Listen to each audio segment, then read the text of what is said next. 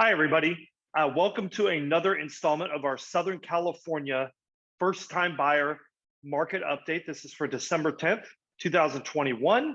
My name is Stephen Meade with Domicile Real Estate, where we are on a mission to help California's renters become homeowners.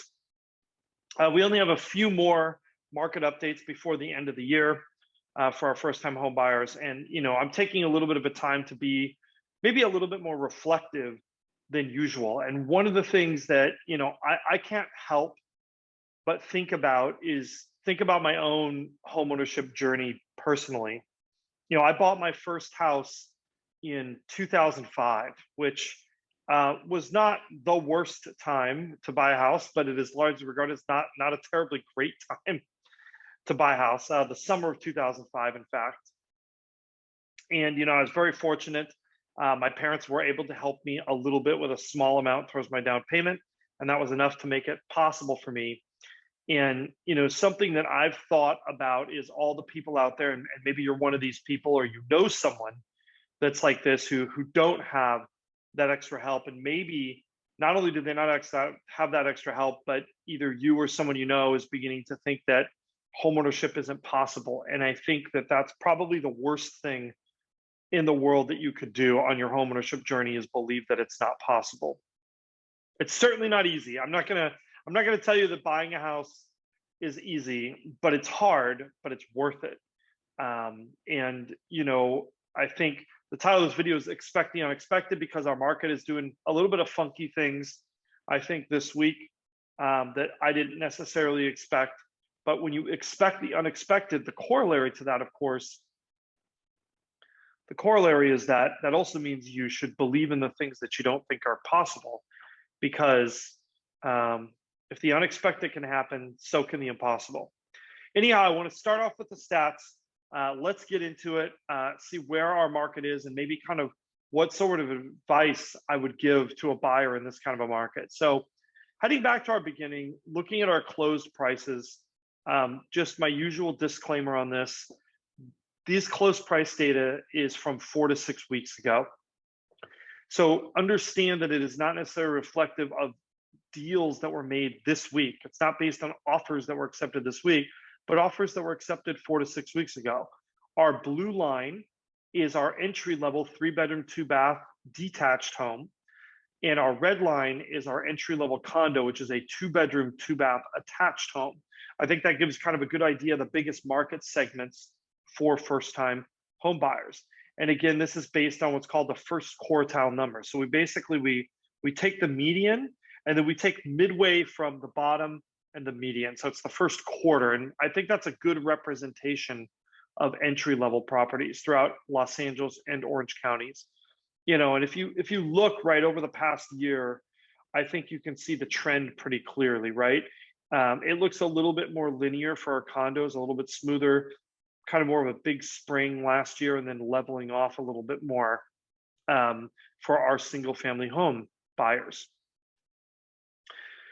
If we want to put these numbers into context, right, and I'm a big fan of giving people numbers and information that they can relate to, based on a 5% down, including any mortgage, insurance, taxes, etc., and even including an HOA fee in the case of our condo, you can see what payments these correspond to. We wanted a realistic number for this. And for our entry-level single-family home, we are right around $4,056 a month. And then for our entry-level condo, we're at $3,096, and that low 3,000s.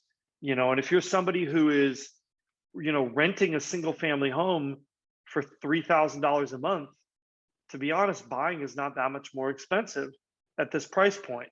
And likewise, if you're in a condo, and you're paying $2,000, $2,200, $2,300 a month, this payment is not really that much different from an affordability perspective than what you're paying in rent. Just for fun, I always like to also reference this. What's the minimum amount of money you actually need to make? People always talk about how affordability is something that we don't talk enough about, and I wanted to do something. So I said, well, what kind of income do you actually need in your household, assuming no other debts, to qualify for a mortgage on these properties, to qualify for those payments? Well, you need about $99,000 a year in household income for that entry-level single-family home, and about $76,000 a year for that entry-level condo. Now we're going to shift gears a little bit, and I'm going to go off screen share before I talk about this. One of the things that we try to do on a weekly basis is sort of find out what direction the wind is blowing, right? And that means, is it a stable market? Is it an increasing market? Is it a less competitive market?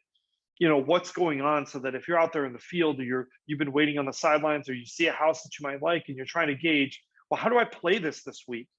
That's what we've always tried to do. And we have a couple different measures for that. One of those is absorption rate. And we've seen some sky high absorption rates the last few weeks, and exceeding 100%. In fact, we really peaked, and I told you, hey, relax, that number might be an artifact of the Thanksgiving holiday. So this is our 14-day absorption rate. So we look back 14 days. 14 days would have been the Friday after Thanksgiving. So in theory, this no longer includes Thanksgiving numbers. And one of the things that we see with this statistic is a bit of a yo-yo effect.